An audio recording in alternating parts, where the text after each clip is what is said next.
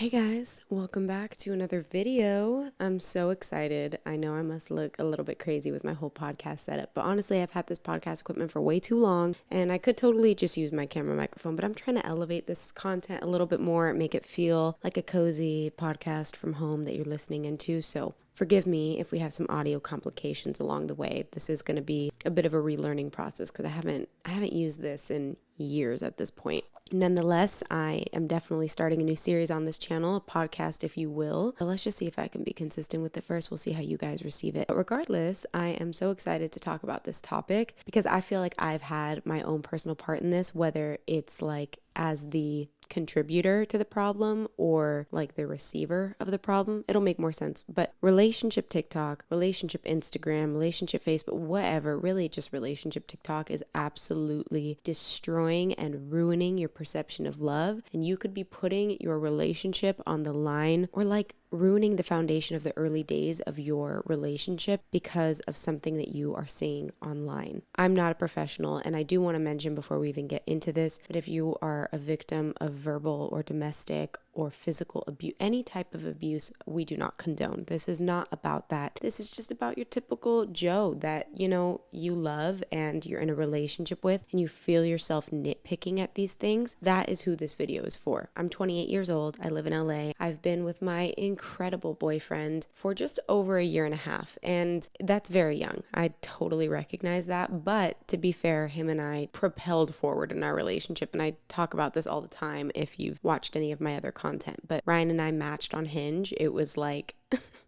I had one of those little free hearts and I sent him that heart. You know what I'm talking about if you have Hinge. I never paid for them, but they give you a free weekly heart. They're like, here are your best matches. I'm like, ooh, I like this one. So I sent him a heart. Damn it, I kind of wish he was here for this conversation. Well, I'll bring him on at some point for us to talk about relationships in a different way. It was kind of history after that. We kind of talked back and forth on Hinge. We met up, and next thing you know, it was like, oh, okay. This is the real thing. When I tell you, we spent every single day together up until like a couple months ago. We really did. Like we dove headfirst into the relationship and it felt natural. And I feel like when you know, and I knew, and he knew. So we started dating really quick, obviously spending every day together. Those spending every day became spending every night. We moved in together after like 4 or 5 months. And now, we've been living together for a year and like, it's wild. Like I cannot imagine my life without him. It's normally around this time, they say like around the 1.5 to 2 year mark that you start to look at your relationship. And this is like that point in the relationship where you're really deciding if you want to be with this person because the honeymoon phase is going away.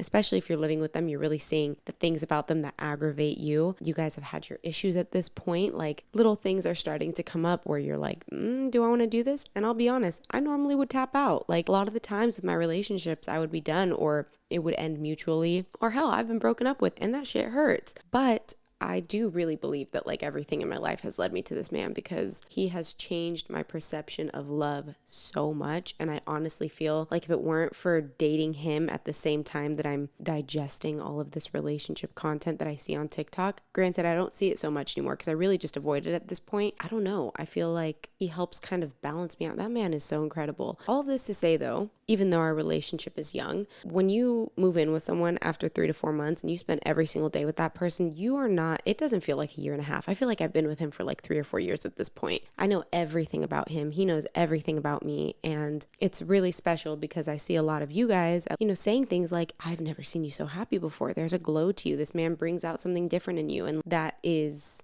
absolutely the truth. So when I speak about this topic, I'm not coming from a know-it-all place. I'm coming from my sweet, youthful, healing relationship and just sharing my perspective. I just wanted to give you guys some background and some perspective, especially if you're new, because there's always room for judgment. It's funny because even as I talk about this, there's a part of me that's like, defend it. Defend how long you guys have been together. Defend the fact you guys moved in together because someone's going to tell you, oh, you guys have barely been together. Oh, you guys have this. And that's a reason that I withhold from even talking about things because I have been doing this social media content thing for 6-7 years at this point, and it makes my heart flutter, not in a good way, when I think about negative backlash, but I'm trying to grow up. We're grown now. I'm going to be 30 in a year and a half, okay? Not even a year and a half, in like a year and 3 months. I'm not even allowing myself to enjoy the fact I'm turning 29. I want to talk about this and give you guys that background because, as I said, I feel like I've struggled with both sides of it. You go on TikTok today and you see one relationship video and you're like, oh my God, that was so cute. I saw one video and I was like, oh my gosh, why has Ryan never done this for me? He wanted to do more of a homemade, thoughtful gift. Damn it, I don't even remember. He got like a shoebox and he made a maze in the shoebox of like rooms and elements about her that he loves, and like had these little notes and just these minute details that were so personal to her. And I was like, I've never had a man do that for me. That is the sweetest thing in the entire world. Like, what on earth? I liked that one video, and next thing you know, all I'm seeing is like my boyfriend transformed my office for me while I was away at work. My husband makes me home cooked meals every single day. I've never had to think about it. The guy that I've been seeing for 3 weeks took me on a yacht because he felt I deserved it. And I so love that, right? We are not criminalizing those videos because we deserve to be loved and we deserve to be shown appreciation and extravagance, and those things are so great. We are not villainizing that. I post things like that. I've posted videos of me and Ryan, and it's like us hugging. And, you know, I'm like, I've waited my entire life for this. And it's true. Like, those things are true. But what we're forgetting when we ingest that content is that we're watching a bunch of different people. You see one girl and her boyfriend took her to Cancun for the weekend. And then you see another girl like 4 videos later and her boyfriend just, I don't know, bought her tickets to go see Taylor Swift. And then the next video is, you know, the boyfriend with days leading up to her birthday and different birthday gifts. And we're kind of putting all of these experiences as if it's just one person. We're creating the ideal perfect boyfriend with all of these videos, when these are a variety of relationships that have all been through a variety of different things, have a variety of different love languages, have a variety of different issues that they've been through together. And we're just seeing these brief moments in their relationship, and we're just assuming like, oh, that's how their love is all the time, every single day, no matter what. And maybe for some of them it is, but that's, you know, generally speaking, it's not. These are moments that they're sharing because they're proud and they're excited. They're not thinking about the fact that one person or a few thousand people or a few 100,000 people are going to see this and be like, why didn't my man do that for me? That's weird. My man hasn't done that for me. It just creates this toxic mindset. And I feel, as somebody who has contributed to those types of videos, but also someone who ingests those types of videos, that it has had moments where it has even skewed my perception of my relationship. But as somebody who has posted those videos, like, I know in the moment I'm able to catch it and be like, this is not how things go every single day, especially when you're in a long-term committed relationship. There's so many other things that are so much more important than these like brief moments of sweetness. They're so important. They're so important. And I'm not trying to take away from that. But should it make up the entirety of the relationship? No. How is your guys' communication? Do you guys have a bonding ritual? Is there trust? Is there loyalty? How do you guys handle each other's complex emotions? Like, that's what we're looking for. That's the root of love. And the truth is, at the end of the day, one thing we do villainize is people sharing the raw, real moments of their relationship. If somebody talks about a relationship problem and they're like, look, my boyfriend got upset with me because I stayed out till this time, or I didn't communicate, or I don't know, I'm just making things up. When people are open, you tend to get met with a lot of backlash of like, girl, you don't need him. You need to leave him. This isn't worth it. You deserve so much more. And it's like, or maybe we just like accept that our partners are human and like fights are going to come up and let's figure out how we can work through this together. But I think that that's a big reason that we don't really see those moments is, one, because judgment is fucking scary, especially half these people don't even have followings. They're just posting something to share something, a brief, exciting moment. So it's scary. It's scary to share anything other than the best moments because people will change their entire perception of you and your relationship and your person, and that stuff can get to your head too. So it's just easier to share the highlights. But with that said, it's important to remember that it's just the highlights. And I know this to be true because 7 years ago, I was in a public relationship, and I remember I was really excited to like share sweet moments in this relationship. And a lot of the times, you know, comments were very positive, but even just sharing positive things, people would start to make judgments about how compatible we were or who was more into who, how long it was going to last. I mean, that was just sharing the positive. So Imagine if I shared any of the negative, any of the arguments that we went through. And that can be a discussion of just like how much privacy people should have when it comes to relationships in general. I think that a big reason that people don't post it is because people are so damn judgmental. We are all so judgmental online because we just, I don't know what the sense of entitlement is that we have, because I've been guilty of it too, but we feel like we have the big picture off of a 3-minute video or a 30-second video or maybe even a 10-minute video. We just think we know. On the receiving end, that shit is hard, especially if you already deal with like insecurities in your relationship and then you have strangers anonymously online being like, yeah, no, this ain't it. It's like, oh my gosh, okay, like damn, that kind of hurt my feelings. I would love to see, and I think it'll start to happen more and more as people become more relatable on platforms like TikTok and even on YouTube, sharing those darker moments. I'm saying I hope people do this, but like I don't even know if I can do it, because again, it's scary and there is a beauty in some privacy, because sometimes social media can just make things worse, as we're literally talking about right now. An example of this where I was like, whoa, this is so bold, and I applaud her for doing this. I can't remember her name, but she has a cat named Junie. She's so cute. She seems like just the sweetest girl, and I would have never thought that she was dealing with this. She made a video basically opening up about the fact that she struggles with relationship OCD, and I was like, damn. And if you don't know what relationship OCD is,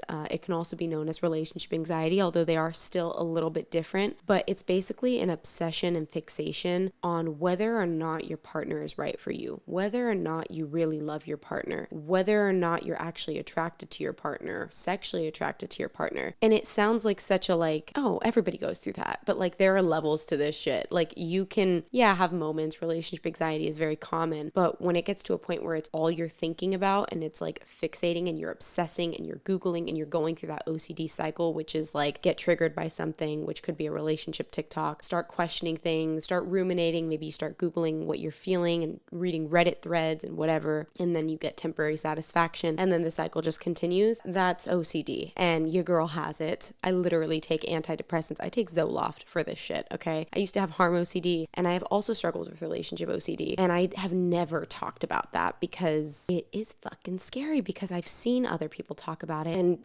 people will say things like relationship OCD, this sounds like a lie, this sounds like a scam. When you're in an OCD cycle, that is the worst, most triggering thing that you can get is someone basically telling you that your experience isn't real, or that your partner deserves better, or they shouldn't be with someone that has these types of struggles and complications in their life. Absolutely, I'm sure that it has moments where it can be very difficult for the partner, but damn, we're already going through it. But as I said, I have struggled with relationship OCD and I have struggled with harm OCD. And I remember seeing her talk about this and just feeling so, 1, seen, 2, validated, 3, understood, and 4, inspired. I was like, damn, if this girl can do it, that video got like 150,000 likes. I'm like, if she can talk about this, I should be able to talk about this. But I remember also in the back of my mind being like, I don't want people to start perceiving my relationship any differently, because if you're not educated on relationship OCD or OCD at all, and the OCD cycle and the anxiety and the, oh my gosh, you have to be in a really good headspace to be able to share that type of information, knowing that there's gonna be at least a handful of comments of people telling you that what you're experiencing isn't real. My experience with ROCD was very similar to hers, and I've dealt with it on and off basically ever since my first relationship. Like every relationship I've been in, I've dealt with it to some degree. And that's even scary for me to say right now, because I just am like, fuck, am I going to get any of those comments? There is a beauty in being raw and authentic. And that's what I'm trying to do right now. I'm going to talk a little bit about relationship OCD, because I do think that it goes hand in hand with relationship TikTok ruining our perception of love, especially if you struggle with relationship OCD. Like there's so much triggering content. I've been in therapy on and off for OCD for the last decade. As I said, I struggled with harm OCD. That's a whole other topic, and that one was so debilitating. But relationship OCD can totally be a relationship killer if it's left untreated and you're not taking the necessary steps, because you might end up ending a relationship because you're getting so triggered by things. I specifically went to an OCD specialist, and my last therapist that I had for my relationship OCD was just the best, to the point where she felt like a friend, even though we never crossed that line, and I never was like, hey, what's what's up, girl? Like, what are you doing this weekend? Like, never like that. But when I spoke to her, it felt like I was catching up with a friend who fully understood my diagnosis and was there to just support me. But she never triggered me on purpose. She like always, I mean, it's kind of like her job, I guess, but she always knew exactly what to say and to change my perspective on things. And look, another thing that happens a lot when you have relationship OCD or OCD in general is you question if it's actually OCD. Especially, think about it. You're questioning if you love someone. Okay, you start Googling it. Maybe you Google like, do I really love my partner? And if you're lucky, you will come across an ROCD subreddit, and the subreddit will say things like exactly what you're feeling, and you're gonna be like, oh my gosh, me too. Then it'll lead you down the journey of understanding what OCD is and diving into that. And that was very much so my journey, but with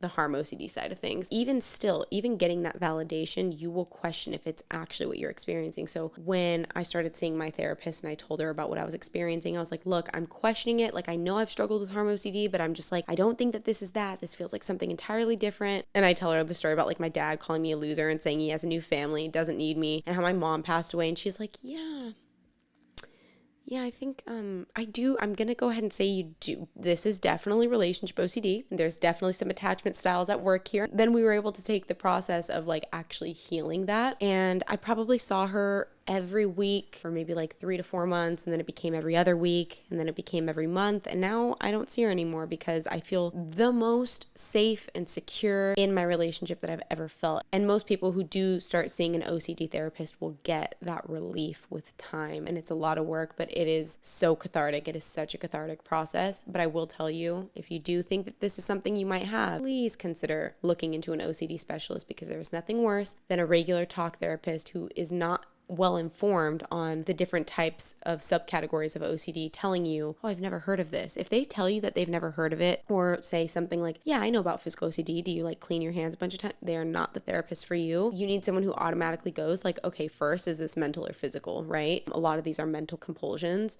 And then, going into the different types, there's so many beyond relationship and harm. There are so many different types of OCD. If this is something that you feel like you might be experiencing, I am going to leave some resources down below for you guys, because I know how scary it is. I know how often you are seeking answers and you are just throwing yourself into that same cycle. You deserve to get the help that you need. So I'll leave, some little highlights that definitely made a huge impact in my journey with ROCD. And all of that to say, I really appreciated this girl being so honest about her experience with it, knowing that she had a massive platform and was very likely going to get judged. I was like, wow, I don't even know if I would be able to do that right now. But even after doing this, I'm like, I think I can make a TikTok about this. I think I'm confident enough to like make this into a video and share this, because more people need to know about it. And so many people are feeling misunderstood, and they're just like living with this pit in their chest. And I'm here to let you know that there are answers and there is a way to heal from that. Let's branch into the topic of if he wanted to, he would energy, or men should pay for everything, or if your man's not doing this, that's weird. Bombastic side eye. Your man isn't like this, that's weird. Why are you with him? Why are you with him? This mindset is so incredibly toxic. I can't tell you how many videos I've seen like this. There was one video I saw where it was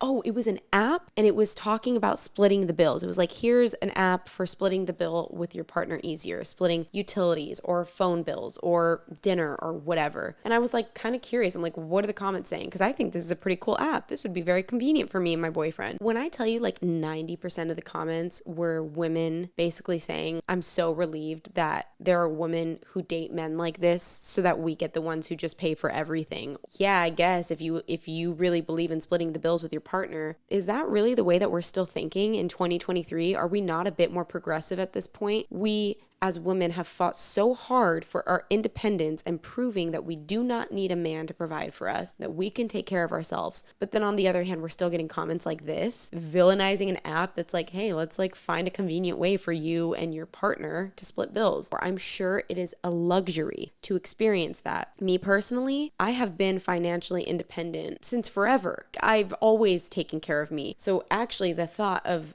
somebody entirely taking care of me doesn't make me feel very good. It doesn't make me feel very purposeful. It doesn't feel very motivating or inspiring. And there are definitely women out there that specifically seek just having somebody take care of them. Again, I'm not here to judge that, but I am here to say, how dare you villainize women who are not choosing to do that? How many times have I said villainize in this video? Can somebody do a count for me? I'm like so curious. How dare you make women who have a different agenda or motive feel like they're wrong for that? And then I see a lot of women like myself saying things like, hey, I actually prefer to split the bills, or like, my entire goal in life is not to just be financially supported. Can you not criminalize me for that and make me feel weird for that? And a lot of the times when you get to the root of it, they'll say things like, I was always provided for. It's either that they have always been used to being taken care of, daddy's girl, totally spoiled and loved on, or they grew up with nothing. And so now they're like, I don't ever want to feel that again. And instead of putting that work into themselves, they're like, I'm going to find someone else to do it for me. Is that really the approach to take? I don't know. I also didn't grow up with absolutely everything.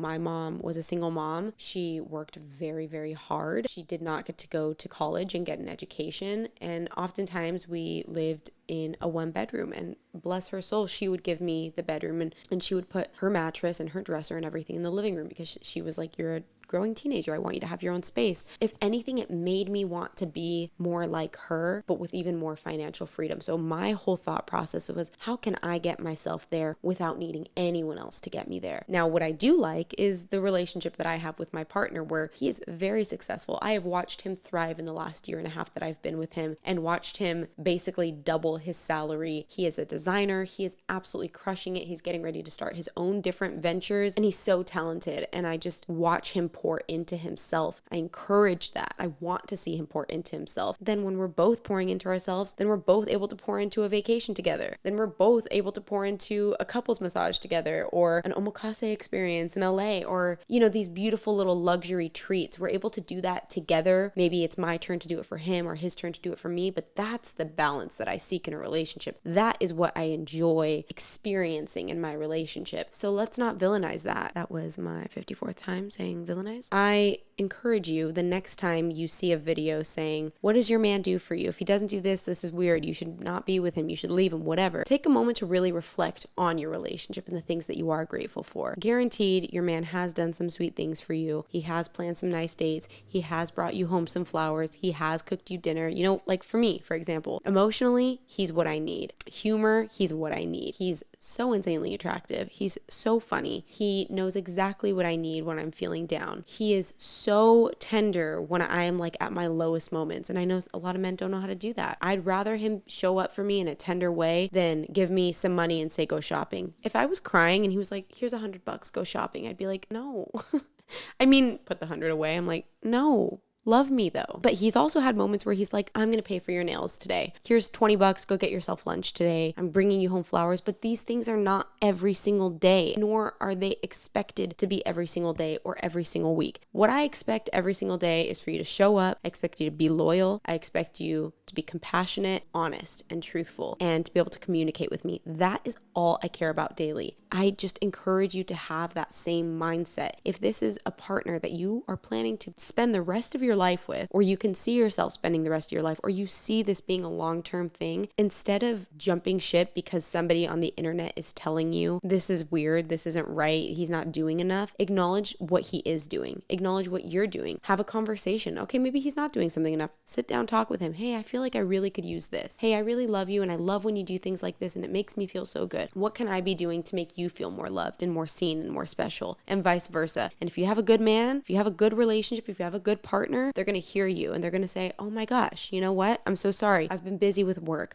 I've been fixated on this. I've been stressed about this. I haven't been feeling the greatest. I'm going to take a mental note of this and I'm going to change it. That's what Ryan does. That's what I try to do. And I just want to really encourage that and really drive that in, because no relationship is perfect. Every relationship is work. There is a reason that people even say, like, what are 3 tips, to somebody who's been married for 60 years? And they're like, forgive, make each other laugh, and be loyal. Or I don't know, I'm just making it up. But it is normally things like that. Relationships are hard work. You're not going to want to choose love every single day. When you love someone, you inevitably will, and you cannot expect perfection. Expectations are important. Having a standard is important, but allow those expectations and standards standards to be realistic. Be realistic, acknowledge what you have, be grateful for what you have, and express that gratitude. Because I will tell you, like, the moments that I tell Ryan, like, hey, I just want to say I really noticed that you showed up for me today. I was really stressed out. You made sure to take care of the dogs, and you made me coffee, and you made me breakfast, and you encouraged me to sleep in. You gave me some words of wisdom. Like, that really meant a lot to me. They feel that. Like, it feels good for them too, and they're going to be like, I want to continue doing this. And then you're going to want to repay them. You're going to be like, damn, they loved me so well. What can I do to make their lives a little bit easier? That is what love is. That is what a relationship is. Okay, well, I would consider this a very successful first video, but I hope you guys enjoyed this topic, and thank you so much for tuning in. I'd love to hear your thoughts to literally anything and everything that I talked about in this video, and maybe we'll make this weekly thing. This was really good. I hope you guys have a wonderful rest of your week, and I'll see you guys next time.